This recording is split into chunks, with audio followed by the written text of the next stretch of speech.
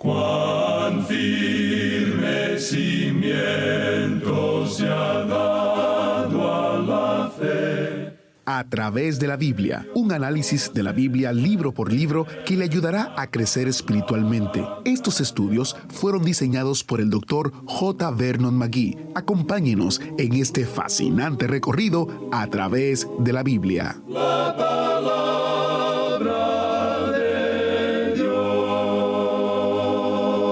¿Cómo habría sido vivir durante el ministerio terrenal de Jesús, viéndole hacer milagros tras milagros? Mateo capítulos 8 y 9 han registrado para nosotros algunos de los milagros más grandes jamás hechos por Jesús. Bienvenido a través de la Biblia, el programa donde conocemos a Dios en su palabra. Soy su anfitrión, Heiel Ortiz, dándole una cordial bienvenida a nuestro estudio bíblico de hoy.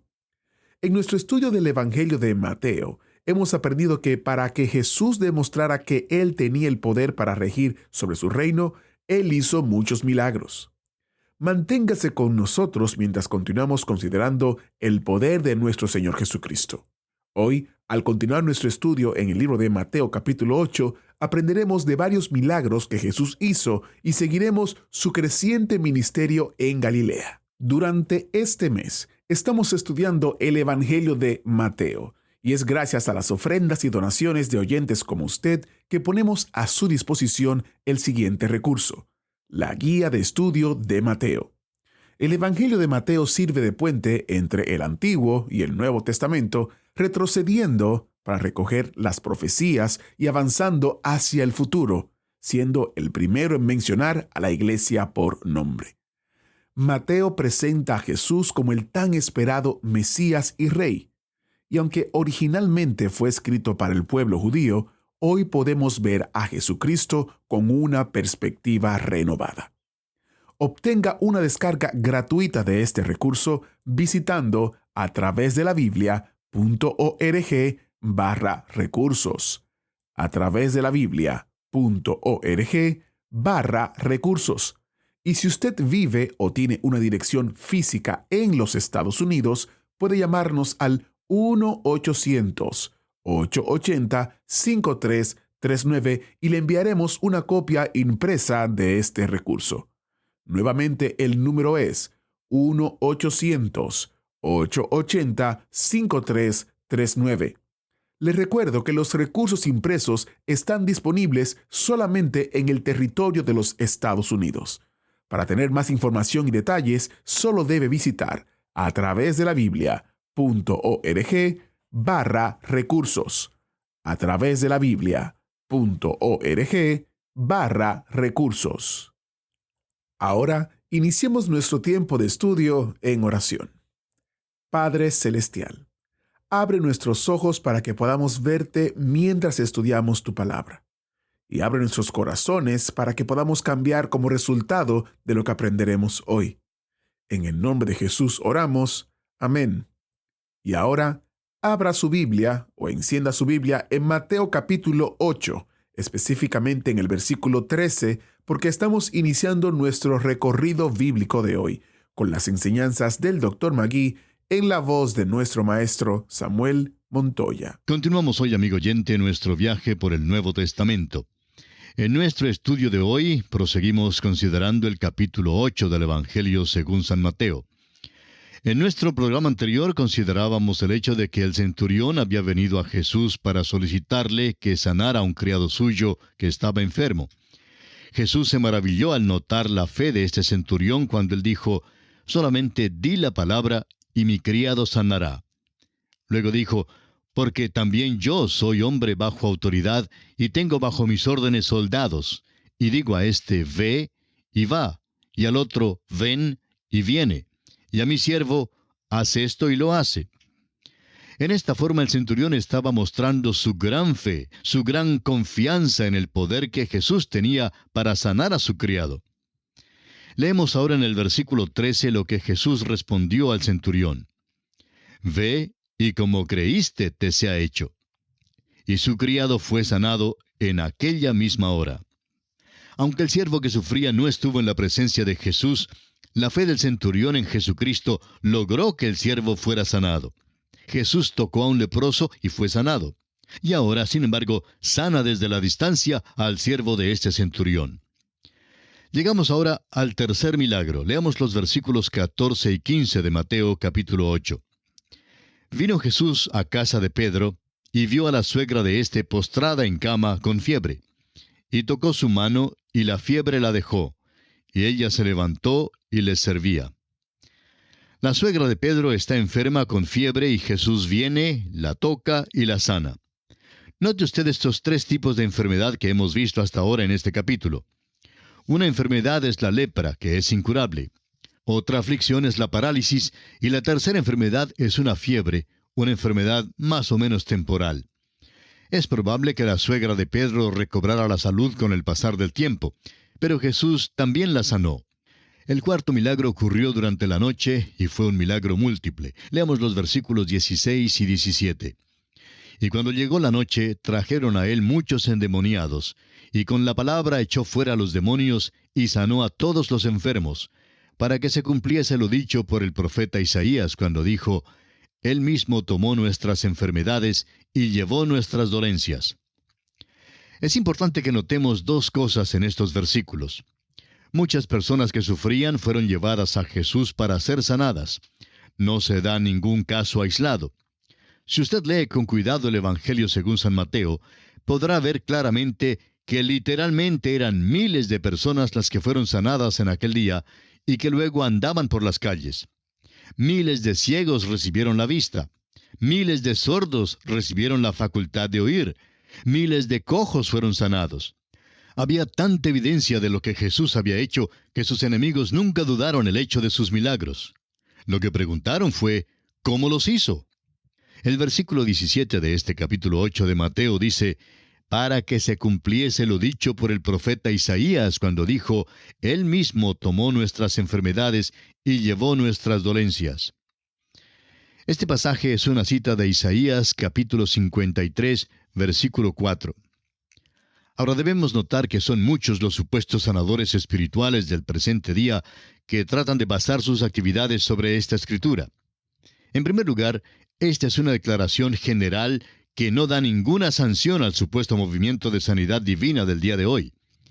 Toda la escritura que tiene que ver con este asunto debe ser consultada antes de llegar a cualquier conclusión dogmática de que esta cita aquí en Isaías 53:4 se refiere a la sanidad del cuerpo.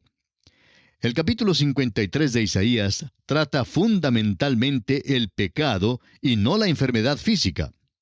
Fíjese usted con cuidado en estos versículos de Isaías.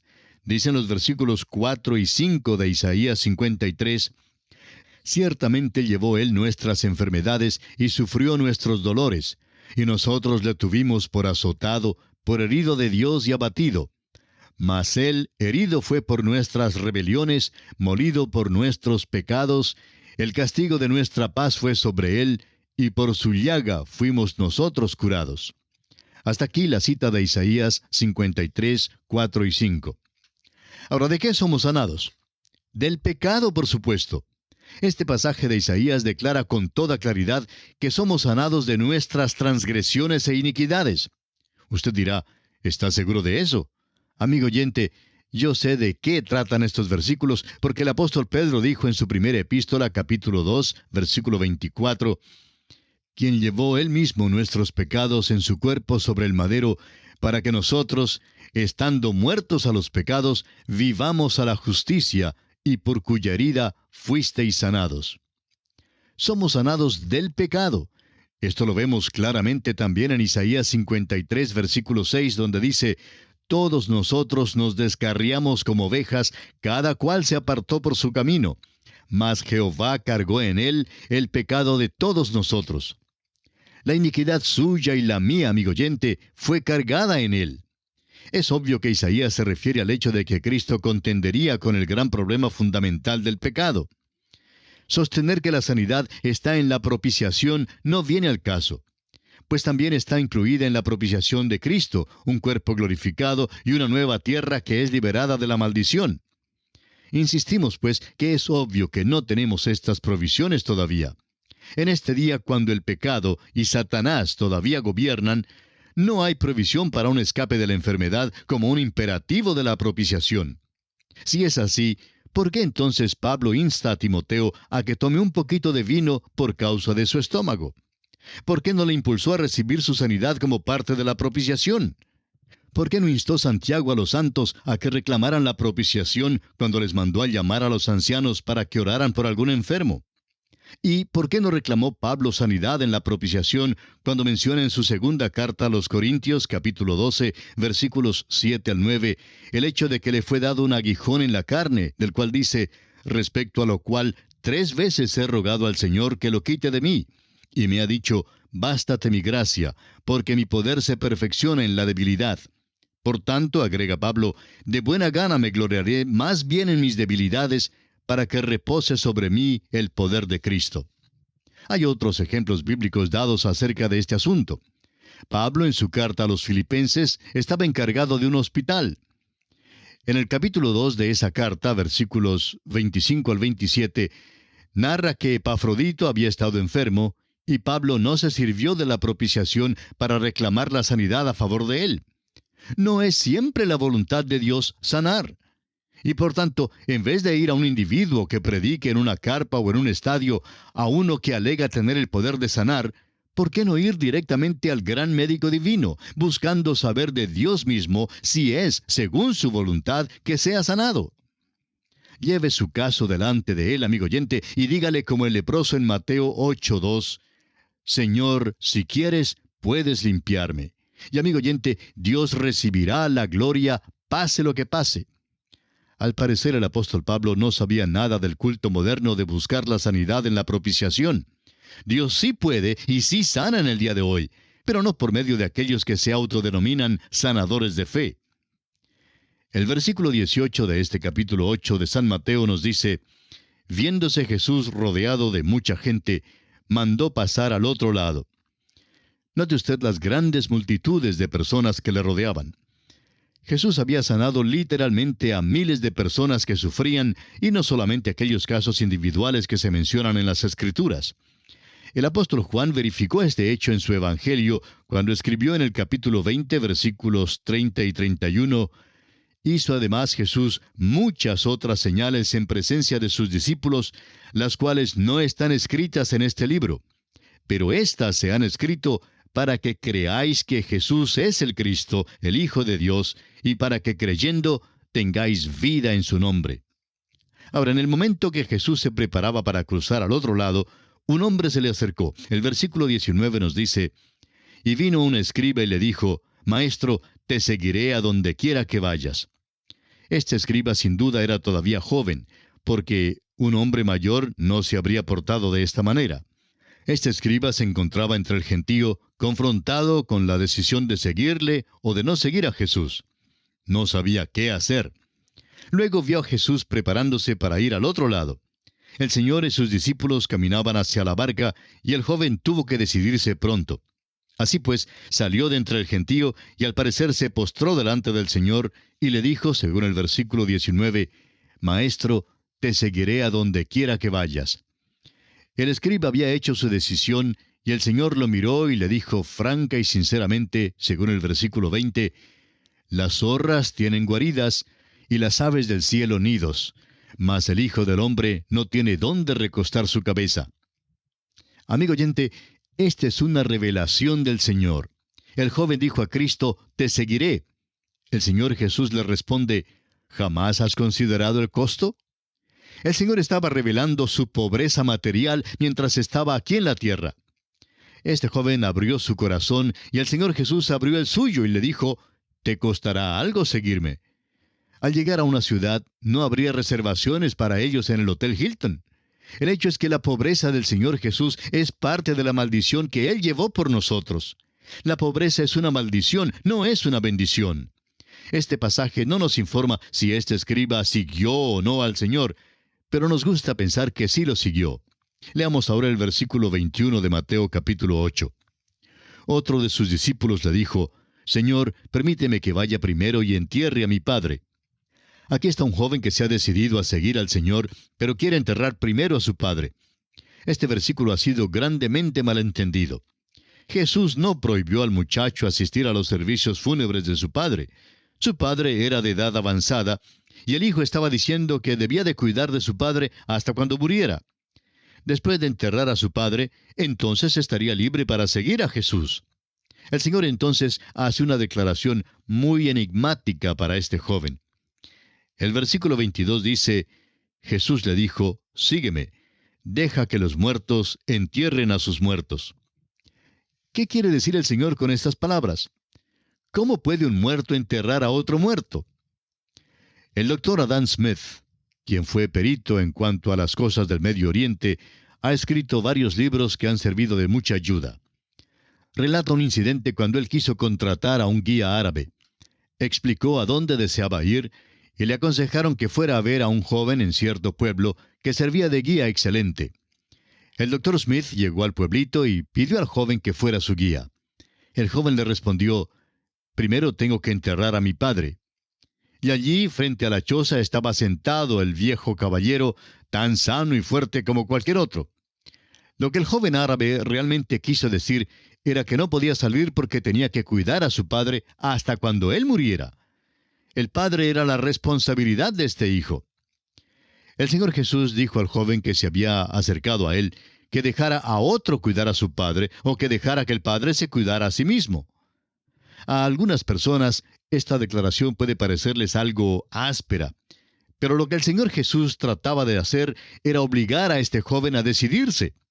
¿Estaba dispuesto a poner a Cristo en primer lugar? Si este hombre hubiera decidido seguir a Cristo, el Señor entonces, sin duda, le diría que regresara para cuidar a su padre.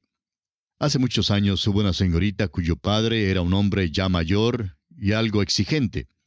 Ella llegó a ser misionera, salió a su campo de trabajo e hizo una buena obra. Al regresar a su casa, después de pasar algunos años fuera de ella, encontró que su padre era un inválido absoluto. No había alguien que pudiera cuidarlo, y él la acusó de haberlo abandonado y de no ser cristiana. Este hombre nunca había hecho una decisión de aceptar a Cristo como su Salvador personal. Así que ella decidió quedarse en casa y hacer que los últimos días de la vida de su padre los pasara cómodos y en su compañía. Durante el tiempo que le cuidó, este hombre se conmovió mucho por la demostración de amor de su hija y llegó a aceptar a Cristo como su Salvador personal. Estamos confiados que el Señor estaba guiando a esta señorita en todos estos pasos. Sin embargo, hubo un día más temprano en su vida cuando ella tuvo que decidirse si daba el primer lugar en su vida a Cristo o a su padre. Y escogió en el principio seguir a Cristo. Y creemos que este es el caso también en este pasaje que acabamos de leer. Ahora el versículo 23 de Mateo capítulo 8 nos dice, y entrando él en la barca, sus discípulos le siguieron. Hemos llegado ahora al quinto milagro. No tiene nada que ver con la sanidad del cuerpo, sino que es un milagro en la esfera de la naturaleza física. Aquí el poder del Señor Jesús se demuestra y creemos es el mismo poder que tuvo Adán antes de perder su señorío en el huerto de Edén. No olvidemos que Dios le dijo, fructificad y multiplicaos, llenad la tierra y sojuzgadla, y señoread en los peces del mar, en las aves de los cielos, y en todas las bestias que se mueven sobre la tierra. Estos versículos nos dicen que Dios dio señorío a Adán, o sea, un reino. Ahora vemos aquel poder manifestado en Jesucristo, el último Adán. Notemos que era una gran tempestad la que se levantó en el mar, pues el versículo 24 de este capítulo 8 de Mateo dice, y he aquí que se levantó en el mar una tempestad tan grande que las olas cubrían la barca, pero él dormía. Esta no fue una tempestad corriente. Vimos en el relato de la tentación de Jesús que el diablo se apartó de él por un tiempo. Ahora parece que el diablo ha vuelto. Creemos que esta tempestad era realmente satánica en su origen. Esta era una tempestad de Satanás para destruir al Señor. La barca se cubría de olas. ¿Y dónde estaba el Señor? Pues estaba durmiendo. Esto manifiesta el lado muy humano de Jesús. Estaba tan cansado que podía dormir aún en medio de una tempestad tan violenta. Y el versículo 25 nos dice, y vinieron sus discípulos y le despertaron diciendo, Señor, sálvanos que perecemos. El Señor podía dormir en medio de una tempestad. A veces cuando llueve fuertemente nos despertamos y hasta nos ponemos un poco nerviosos. Esta pues fue la experiencia de sus discípulos. Tan poquita fe tenían ellos y por esa razón acuden asustados donde el Señor y le dicen, «Sálvanos, que perecemos». Bien, amigo oyente, nuestro tiempo ha terminado por esta oportunidad. Continuaremos considerando este quinto milagro en nuestro próximo programa. Como es nuestra costumbre, le animamos a leer los restantes versículos de este capítulo 8 de Mateo para estar mejor equipado para nuestro próximo estudio. Es nuestra oración que Dios derrame sobre usted sus ricas y abundantes bendiciones. Muchas gracias al maestro Samuel Montoya por guiarnos y dirigirnos en el estudio bíblico de hoy. En nuestro próximo programa, el autobús bíblico continuará su recorrido en el capítulo 8 del libro de Mateo e iniciaremos el recorrido en el capítulo 9, donde seguiremos estudiando los milagros de Jesús. También veremos el inicio del llamado a sus discípulos. Como es nuestra costumbre, le invitamos a que lea esta porción de las Escrituras antes de escuchar el programa para estar mejor preparado para lo que estaremos estudiando. Durante este mes, gracias a las ofrendas y donaciones de oyentes como usted, ponemos a su disposición el comentario que contiene los libros de Mateo y Marcos en un solo volumen. El Evangelio de Mateo se vuelve al Antiguo Testamento y reúne las profecías que fueron cumplidas en la primera venida de Cristo. Luego vuelve al Nuevo Testamento y habla de la nueva creación de Dios. En el caso de Marcos, es el Evangelio de acción y logro. Aquí Jesús no está adornado ni de narración, sino despojado y ceñido para la acción. Con este comentario, usted podrá aprender a profundidad mucho de lo que estaremos estudiando en el programa. Obtenga su descarga gratuita visitando a través de la Biblia.org/recursos. A través de la Biblia.org/recursos. Y si usted vive o tiene una dirección física en los Estados Unidos, puede llamarnos al 1-800-880-5339 y con gusto le enviaremos una copia impresa de este comentario. Aproveche esta oportunidad porque tenemos cantidades limitadas impresas del comentario de Mateo y Marcos. Recuerde que los recursos impresos solo están disponibles en los Estados Unidos. Y si usted desea una versión impresa y no vive en los Estados Unidos, puede visitar nuestra tienda en Amazon, donde solo tendrá que pagar el mínimo costo de impresión. Para ampliar esta información y todos los detalles de este recurso, solo debe visitar a través de la Biblia.org/recursos. A través de la Biblia.org/recursos. Para aquellos que no viven en los Estados Unidos y quieren una versión impresa del comentario, le invitamos a visitar nuestra página en Amazon, donde podrá encontrar este y todos los comentarios a un precio básico de impresión. Encuentre todos los detalles en a través de la Biblia.org/recursos. Agradecemos que nos acompañara en el estudio de hoy. Le invitamos a que visite nuestro sitio en internet a través de la Biblia.org. Ahí puede suscribirse para recibir las notas y bosquejos de lo que estamos estudiando y noticias del ministerio. También encontrará la variedad de libros y materiales gratuitos que tenemos para usted. El sitio es a través de la Biblia.org. Todo lo que hacemos es posible gracias al Señor y a personas como usted que se unen a nosotros en la obra de llevar la palabra entera al mundo entero. A través de la Biblia es una producción de Radio Transmundial.